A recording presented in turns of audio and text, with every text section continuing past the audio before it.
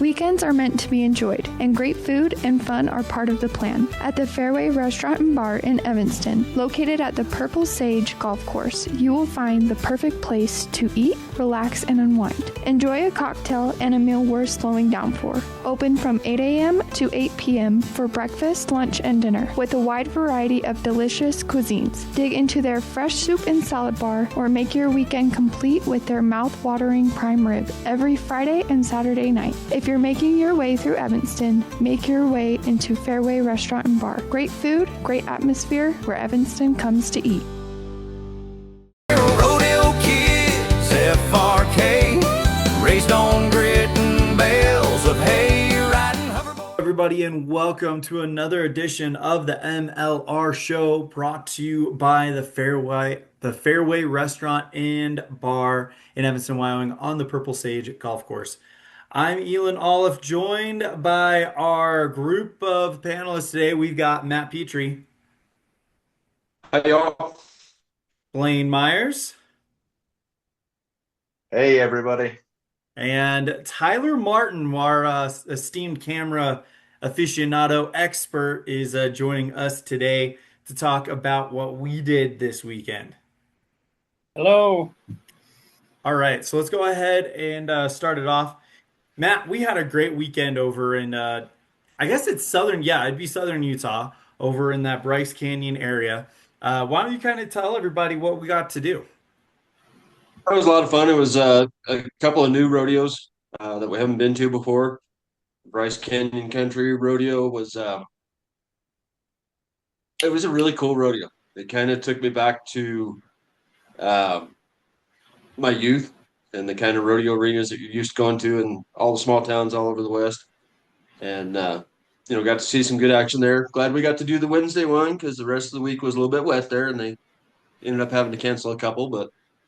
And then the Panguitch Invitational, man, that thing in no way, shape, or form disappointed.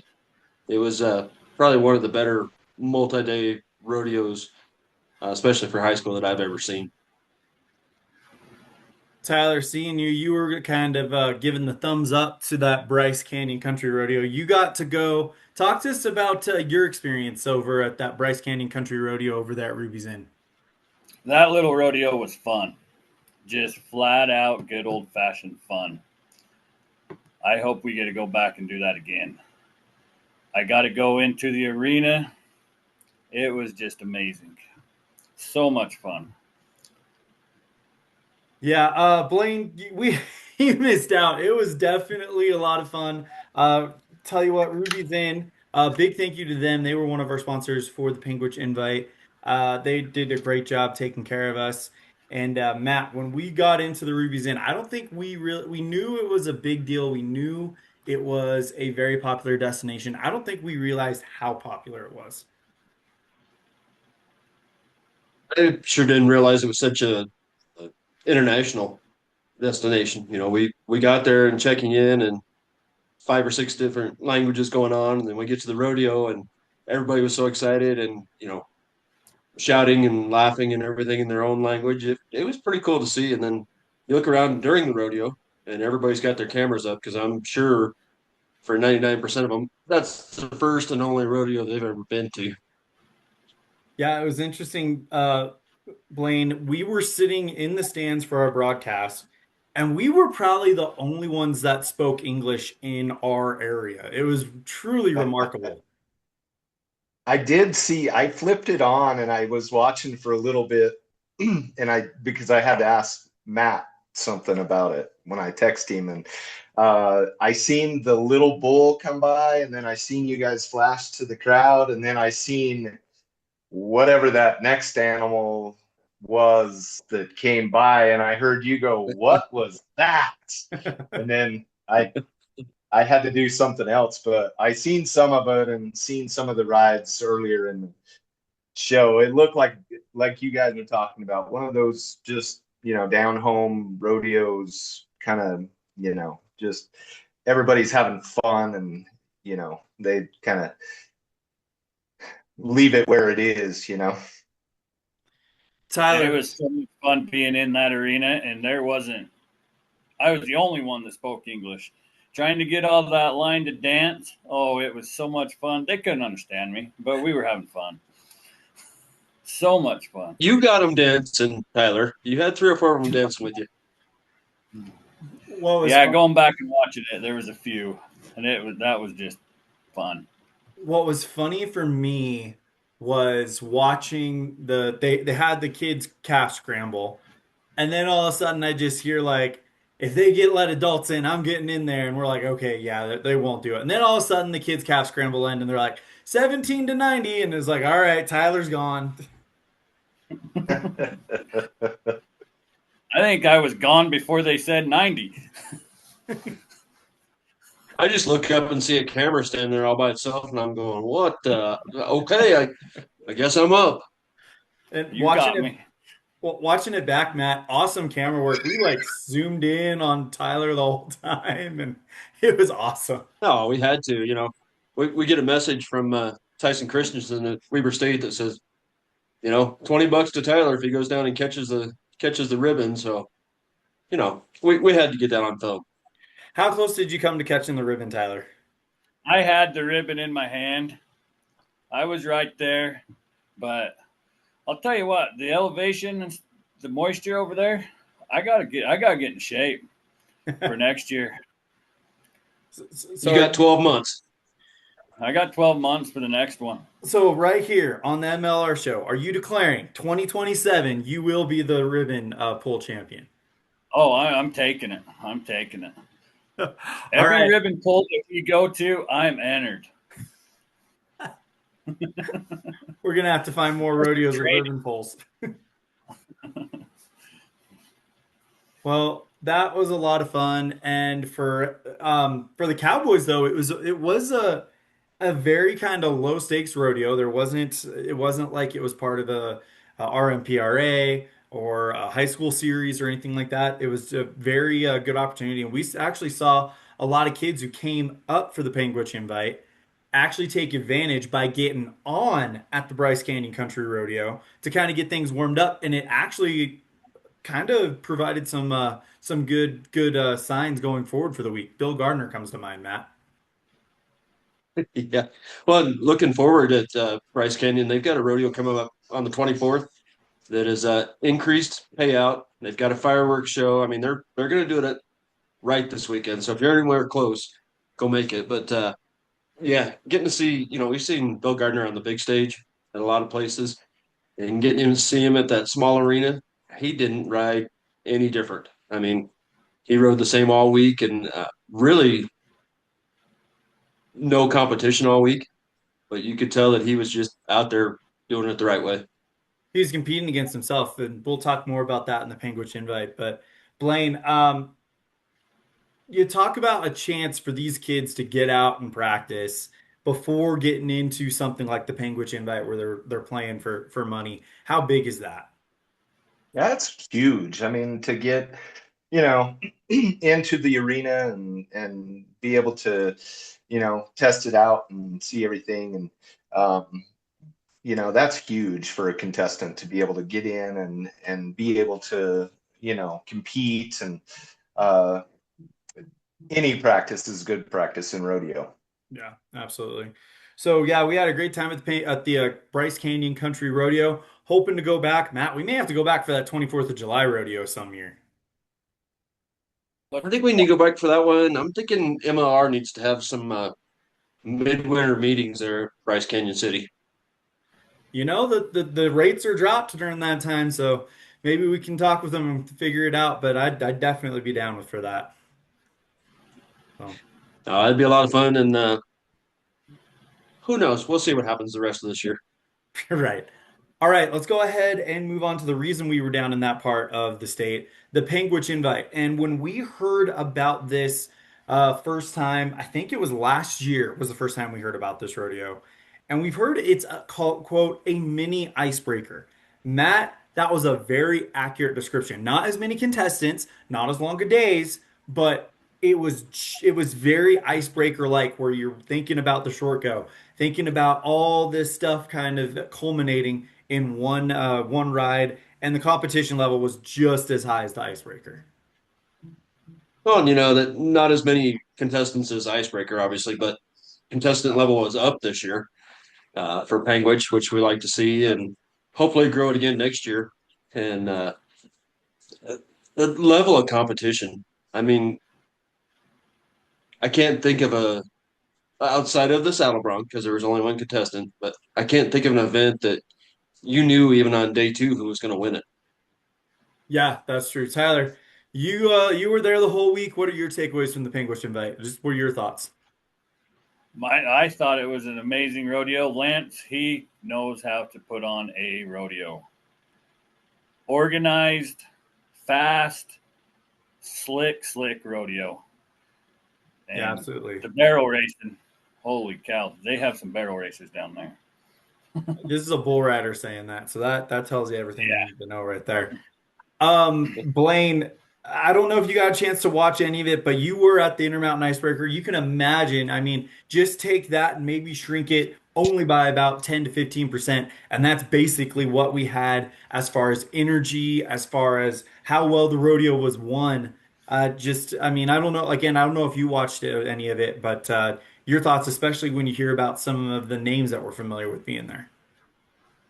Yeah, I had a chance to kind of go back and watch some of it, but probably not enough to, give you a good, barometer. But what I did see and seen the times, and I seen some, looking on Facebook and stuff, post about it. Hey, we decided to come on the last spur of the minute and stuff like that. And a lot of people said they did really well just going on this, last spur of the minute. But I mean, you think about it, if you group of kids in the West that don't have an opportunity to go to the national high school finals, and you still, want to get out, and if you're invited and have the opportunity to get in and stuff, you can't beat that. Keep your roll, keep the roll going for you if you're, one of those top 15 kids in the, in your respective state or the country. Yeah, absolutely.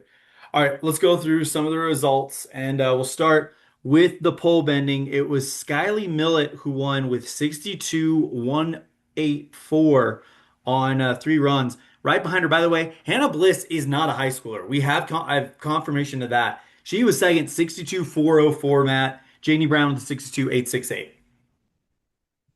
Yeah, that second go and the short go for Hannah Bliss was amazing. I mean, I'm not even sure she has to have somebody put her up on her horse. I mean, she's a small young lady, but then she was flying through those poles.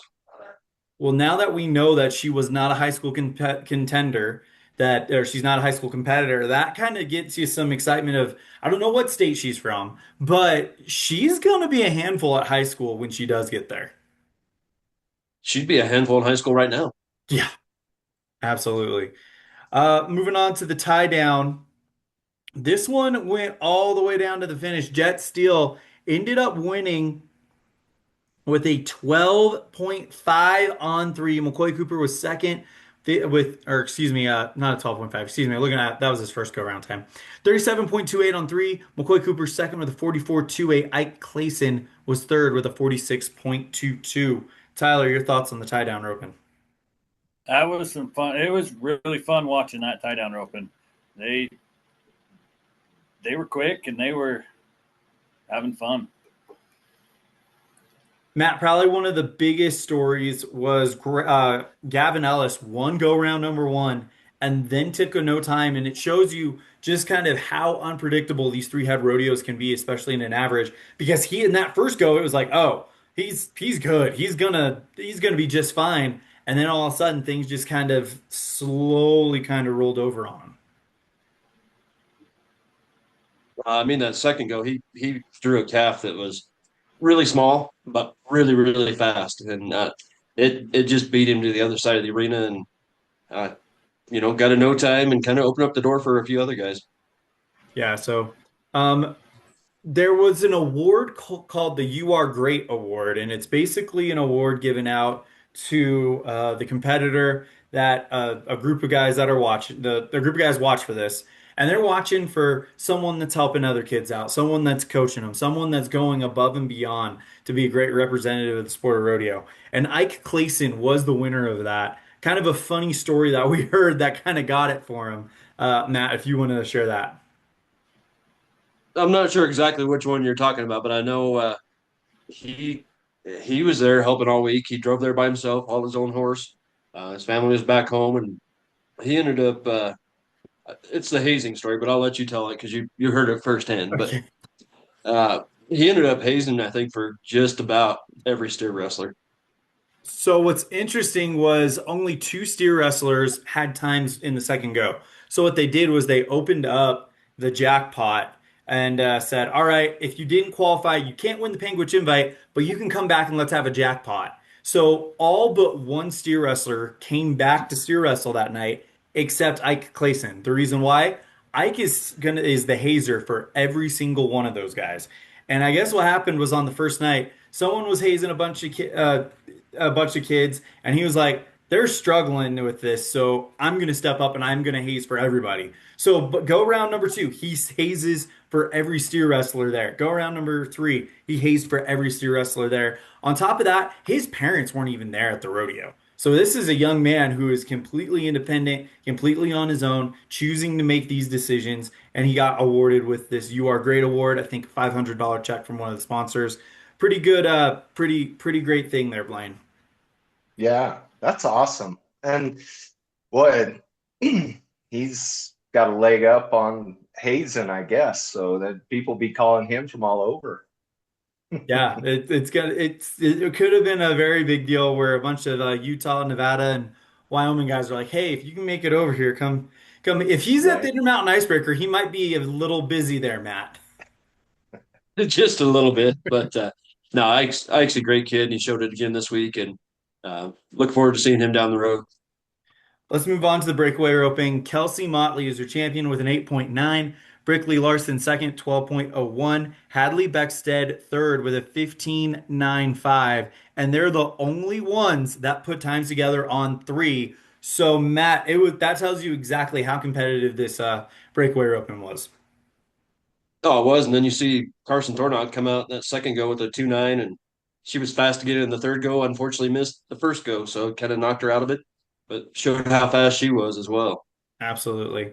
Let's go to the bareback riding. Wiley Thomas covers two of the three to give him 134. Jackson Pulver, he had some close calls. I felt for him. I really wanted to see him make the whistle. Unfortunately, it just didn't happen. You know he'll be back. That's the great thing about rodeos. There's always another chance, Tyler.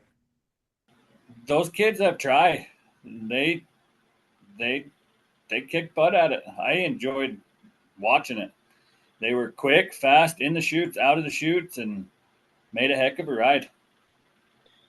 And one cool thing that Lance did, and he talked about it when he came on the show, Blaine, was he had rough stock, a big rough stock um, uh, class camp, mini camp. Can't remember what the name he had. Clinic. That's what he called it. A big rough stock clinic with some pretty well-known guys. And we actually got a chance to kind of watch a little bit of it. And it was immediate from the performance the night after the clinic or the after the clinic. These kids were listening and they were paying attention and taking notes. Yeah, if you get an opportunity as, a young rodeoer trying to make it, if you can get into a clinic that has, not even well-known guys, but guys that have rode and they can give you those little tips of, do this, don't do that, don't do this, but do that, and it helps. I remember when I was young and went to a couple of, team roping clinics, it was night and day when you came out of the clinic to where you were, like where I was healing before. And it was actually Bobby Harris put on that clinic here in Rock Springs. And it was night and day what, you kind of what you looked at, what you seen, how you rode your horse and stuff. So I would tell every kid, get in a clinic if you have the opportunity to. Absolutely. Matt, there wasn't just a rough stock clinic. We also had a barrel racing clinic. And the impressive thing about this was you usually have to pay top dollar to get this type of instruction. This is all included with the entry. And by the way, the entry was less than $100. And it wasn't $100 per event. it was $100 and you could enter as many events as you could handle. And then on top of that, if you had to jackpot in, the only fee was 40 additional dollars. I mean, not only have we identified Lance Miller runs a heck of a rodeo. I mean, you and I saw that at the Panguitch High School Rodeo. We knew the high Panguitch Invite was going to be great, but it was, I think it even exceeded our high expectations. And now you hear about the quality of training they're getting for the price. I mean, is there anyone out there who is looking to care for the future of rodeo as a whole? I mean, we've got Josh Frost or Joe Frost with the bull riding. We have people in individual sectors and individual quadrants and individual events. But is there anyone out there that we know who is looking to grow the future of the sport in this area more than Lance Miller? There's a ton of people. It's really cool right now in rodeo. A ton of people that are promoting the future and helping the kids and doing that. I don't think anybody does it better than Lance. He those ones that came in for the clinic, they're 2, 3 time NFR qualifiers. You know, doing it because they know Lance, they like Lance, and they want to help out. Of course, the barrel racing was clinic was Lance's wife, but I mean, she's a you know CNFR cowgirl. She's been to the circuit finals. She knows what she's doing. So, short answer, no. Nobody is helping as much or has as much heart as Lance. The other thing I think he could probably teach some people is how to drive a tractor. Oh my God. He is Uh-oh. good at driving Uh-oh. that tractor. Some of the best arena dirt I have seen. Oh man. And he's not It, slow at it either. I mean, it's like watching something. I feel like I was watching the tractor in fast forward because I'm so used to seeing it at a certain pace, but he's just like, and the whole time he's sitting there on his phone, just like it's nothing, but he does. Yeah, no. I don't want to shortchange anyone who is helping grow the sport. That's why I use the caveat anyone we know. I mean, in our minds right now, he's got to be one of the top guys working on building it from the grassroots. I think is the best way to put it because he's in Panguitch. It's not a sprawling metropolis or anything like that, like Texas or Oklahoma. He's in Panguitch, Utah, where it's small town, but he's doing it through this grassroots kind of starting at the bottom and helping these kids work their way up to the top. it's not just at Panguitch. He's heavily involved with Little Britches, and his kids go all over the place to different rodeos. But everywhere he goes, he's involved. He's one of the leaders there, and I'd hate to see where youth rodeo was without Lance. Yeah, absolutely. Tyler, you got a chance to have some conversations with Lance Miller. What were your kind of takeaways from it? Amazing guy. Really awesome guy. What he for the future of rodeo, how he put on his shows was just amazing. Yeah, absolutely. All right, let's get back to the events. Let's go to the saddle bronc. Let's go to the saddle bronc riding. Bill Gardner, well, he won it. Blaine, you and I saw him win the icebreaker, and it was one of those ones where, if I remember going in the short go, we're like, there's a lot of top names here. There was a McCarty Larson. There was kids from Canada. There was a Trig Madsen. But we got to the short go and we're like, if he covers, no one's touching this kid. Yeah. Yeah, he was, I mean, in the icebreaker, I mean, I thought, he rode the best in the first 2 rounds to kind of seal that deal. All he had to do is come out and rode, and he rode really well in that short go too. I thought he mechanically and everything else for a high schooler and seeing a high school rodeo for the, up close and personal, I felt he was hands down, maybe 1A and, Trig was a 1B, just as how they ride and stuff. So, well, and one thing, and Bill's a lot bigger too. Oh. He's a bigger kid too. Yeah, so. yeah, that was one thing. One thing me and Matt kind of talked about on the broadcast is we've seen Trig Madsen, we've seen McCarty Larson, and it's like, oh, this kid rides like rider right. This kid reminds you a lot of Zeke Thurston.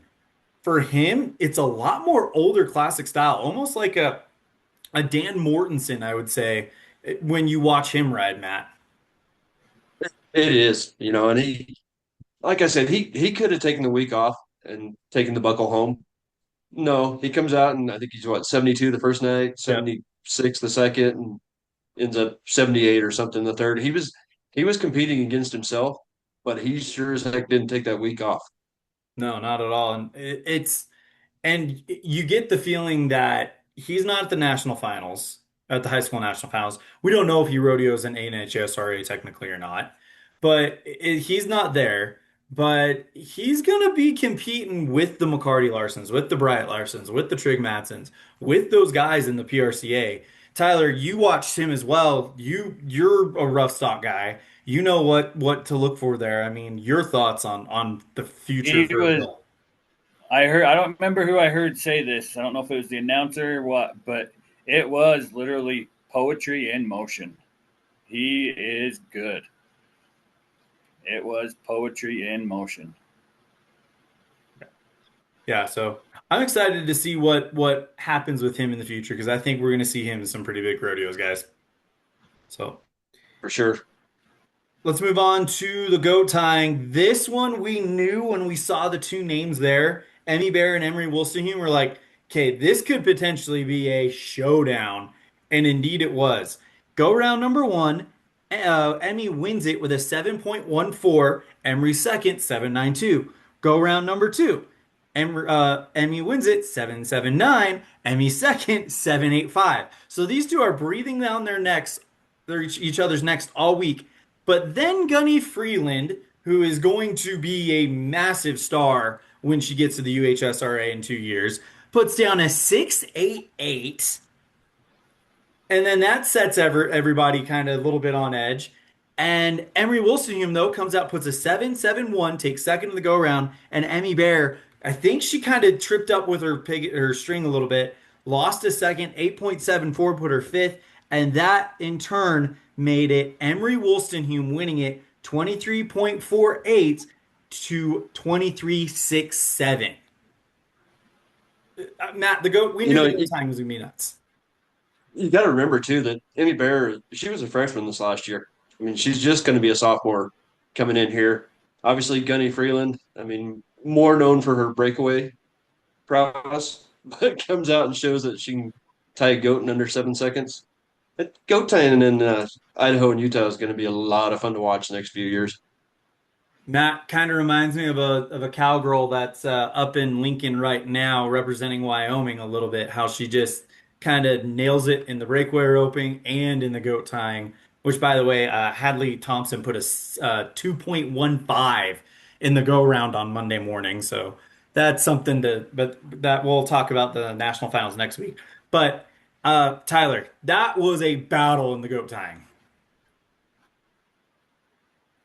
It was. I love watching those ladies, the guy to tie goats, how fast their hands are. It just blows my mind. They got quick hands. Absolutely. We're running out of time, so let's go ahead and go to the steer wrestling, Matt. Well, there was some names in here. Actually, Blaine wasn't there. Let's see what his pre-thoughts would have been. All right, Blaine, if I was to tell you we were going to a three-head rodeo where you'd have Mac Jakes, Jet Miles, River Holmes, Hunter Cornea, Jack LePage, Jack Nelson, Johnny Swayze, Cody Jukes, and Ike Clayson, who would you pick as your top two favorites? Oh, probably Mac and Cornea would be a couple of guys that I would pick. He'd look really, really smart. So it was the craziest thing. Night one, only one caught, and it was Hunter Cornea. So immediately, he's in the driver's seat the rest of the way. Night two, Mac Jakes catches and wins the go-around with the fastest time of the rodeo. Or sorry, River Holmes actually catches, with a 10.47 with the fastest time of the rodeo up to that point. And so at this point, going into round three, remember, you had to have a time in order to get there. And Hunter did catch on night two, by the way, with a 19.06. But everyone, with the exception of Hunter Cornea and River Holmes, they're out of the rodeo. They're just there for the jackpot. So what does Mac Jakes do? Says, "Oh, what the heck? Pressure's off." Throws one in 1041 and then wins the jackpot because no one else throws. Hunter Corney is the only one with the time on 2, so he is your Panguitch Invite champion. See how I mean, you brilliant can't I just am? you can't discount that catch on night 2 from No. Hunter Cornea. Oh no. I mean, he comes off, almost loses the steer, has literally the steer by one horn, hangs on to him long enough to get up and throw him. And times were a little bit long for Hunter, but he was the most consistent. So good for him. Matt, we talked about it in that night 2 run when Hunter Cornea literally had to wrestle us. Like, it's called steer wrestling, but this was legit steer wrestling.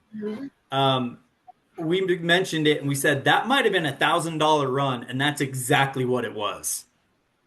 It was. I mean, as soon as he caught on too, after we saw the first night, you knew that something weird was going to have to happen for him not to win this thing. Yeah. All right, let's go ahead and move to the team roping. And this one was another one that was pretty well put away after go around number 2. You kind of started to see the writing on the wall. Corbin and Gavin Ellis with a 10:22 on 3. They were just a little bit long in go around number 1 with a 13:63, good enough for third fastest. But then what do they do in go around number 2? Put a 6.19 in the best run of the week, and then followed up with a 10:22 businessman's run, take second in the go around, and they win it. Second place is Grace Tebbs and TJ Tebbs, Revis Anderson, and Axley Yama. But I think that was one of the ones going in to the short go where we were like, it would be another one of those deals where something weird would have to happen for Corbin and Gavin in order for them to lose it, especially after 619. Anybody in this part of the world that doesn't know the name Ellis can connect it with roping. You haven't watched enough roping around here. Yeah, absolutely. All right, let's go to the event that was crazy, crazy, crazy. Let's go to the barrel racing. Brooklyn Fowers wins it with a 47.008 on 3. Kesty Cannon second, 47.325. Carson Thornott, great rodeo for her, 47.358. Rylan Kennedy was number 1 going into it, but bumped a barrel on the last go, or on the second barrel on the last run. But Brooklyn Fowers was great. 6th in go around number 1, 3rd in go around number 2, and then won with a 15.512 in go round number 3. Tyler, you talked about it earlier. Let's hear it. The barrel racing at the Panguitch Invite. It was fast, really fast. I was impressed. I mean, running that camera, when they're out running my camera, you know it's going to be quick. Matt, your thoughts? Oh my. You know what? It was fast. I think the very first run of the week out was like a 15.7 or something like that. And then we saw a 15.3 that same day. A whole bunch of times in between those two. Yeah, I mean, what else can you say besides it just got fast? Yeah. But a lot of that's credit to Lance and the ground there at the Triple C. It was, they were raking every 5, but that ground was perfect. Yeah. Let's go ahead and move on to our final event, the bull riding. Well, for the second year in a row, it's the Cajun Shepherd Show at the Panguitch Invite. Only man to cover 3. Blaine, we've been to plenty of 3-head rodeos at state finals, at Intermountain Icebreaker. It is incredibly difficult to cover 3. Cover 3 Wayne Hebden bulls, by the way, which those were the same bulls that we saw at the Idaho State Finals. Cajun Shepherd was brilliant. I mean, came into go round number 3, the short goes, the only one to cover 2. So he knew he mathematically was well ahead. Zoe Van Tassel was second. He needed a 75.5 to put the pressure on him. He puts up a 76. So what does Cajun do? Puts up an 80-point ride to win it. Not only did he need to go perfect, he had to win to go perfect. That's nice. That's a good job by Cajun. That's when you know you're locked in, and it's one of those probably 3-day stretches for him. He wishes he could have all the time, of course, but when you get one of those, it's you're doing something right. Matt, looking back at that final Cajun Shepherd ride, some rides are like, is he gonna make it all the way to the whistle? He thoroughly dominated this bull from the about jump two. You just knew he was gonna beat this thing, and it was gonna be a massive score.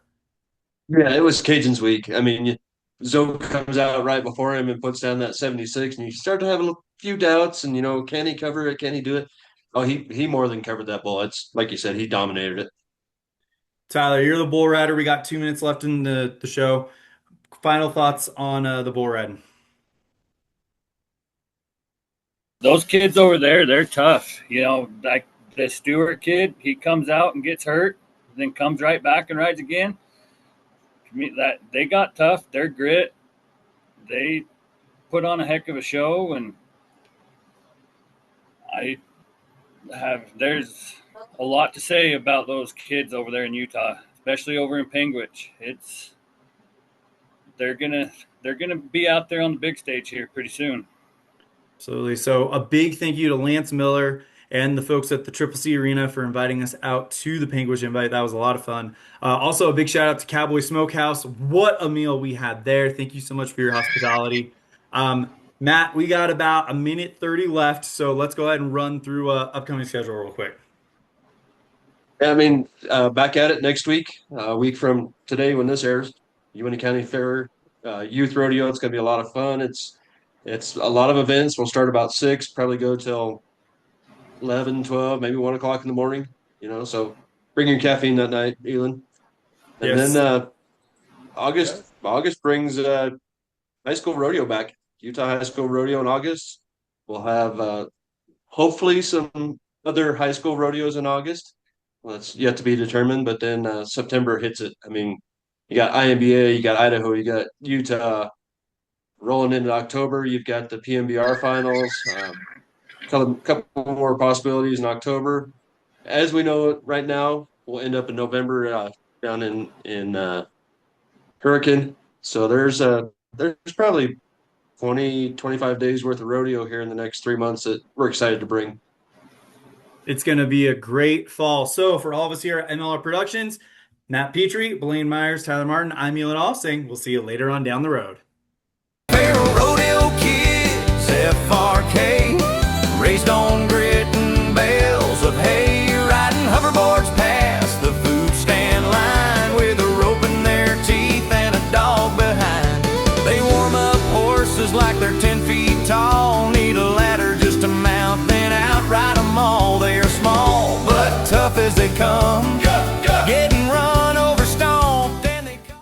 Weekends are meant to be enjoyed, and great food and fun are part of the plan. At the Fairway Restaurant and Bar in Evanston, located at the Purple Sage Golf Course, you will find the perfect place to eat, relax, and unwind. Enjoy a cocktail and a meal worth slowing down for. Open from 8 a.m. to 8 p.m. for breakfast, lunch, and dinner, with a wide variety of delicious cuisines. Dig into their fresh soup and salad bar, or make your weekend complete with their mouth-watering prime rib every Friday and Saturday night. If you're making your way through Evanston, make your way into Fairway Restaurant and Bar. Great food, great atmosphere, where Evanston comes to eat.